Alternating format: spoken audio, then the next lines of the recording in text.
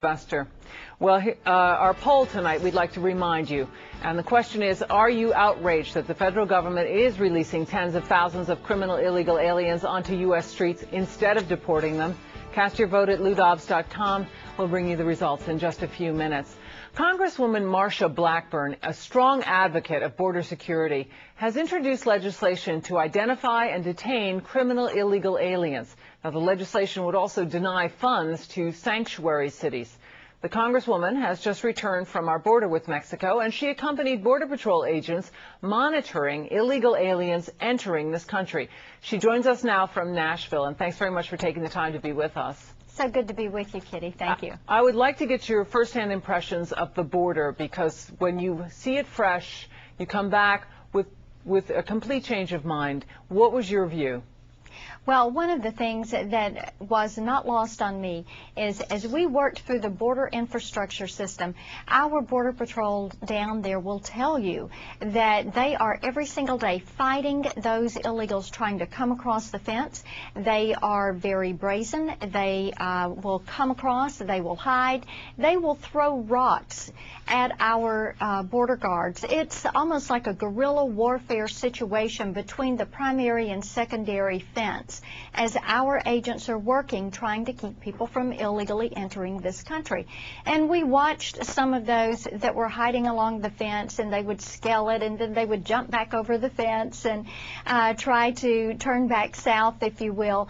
But Kitty, when our agents have to get in cars that are reinforced, that have caging on them in order to protect themselves, then this is something where we need Mexico to come in and work on their side of the border and try to back some of the people off of that fence. Mm-hmm. This is a problem, mm-hmm. and you know, our guys are working as hard as they can.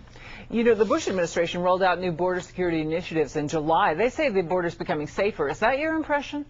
I think that what we see is the illegal immigrants are figuring out where they can and cannot cross. One of the things some of the agents told me is that those human traffickers and the coyotes that are running people across the border are very sophisticated. They will be using technology, figuring out who is on patrol, if you will, figuring out if they have a tendency to go in and do body searches or search through cars.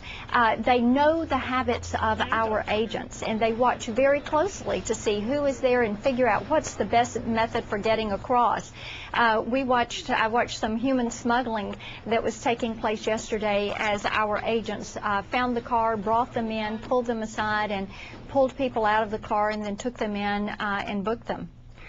We're almost out of time, but I really want to touch on this. You introduced the Charlie Norwood Clear Act of 2007, named after your late colleague who introduced it. And this is a legislation that helps to identify and remove violent, criminal, illegal aliens who are in the country. It provides authorities with equipment and facilities to assist in enforcing immigration law. It authorizes the construction of detention space, and it requires DHS to take an alien into custody within 48 hours. This seems very critical legislation. You have 100 co-sponsors. Where do you stand in getting this through? Well, we are continuing to get our co-sponsors. We know that this is something that is going to take a lot of work. It is not going to be easy. We're going to have to work with some of our colleagues in the Senate who are strong on this issue. You just had a great clip from Senator Collins, who's been very good on the issue, and we're going to continue to push it forward. This is not something that should be a partisan issue. It is an American sovereignty issue. And Kitty, we're going to work to make certain that H.R. 3494 gets through the House, through the Senate, and get signed into law. Our local law enforcement needs the resources to address this problem. Our border guards will tell you, we're fighting it down here. Local law enforcement needs the tools. It is a two-pronged approach. This answers that situation that our local law enforcement faces every day. You know, this also cracks down on sanctuary cities. How important do you think it is to do that?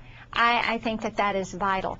To go in and deny those funds to those sanctuary cities, it's a way that those of us at the federal government can say, okay, if you're going to be a sanctuary city and try to give preference to those that have broken the law, entered illegally, then we are going to deny you those funds, those law enforcement funds.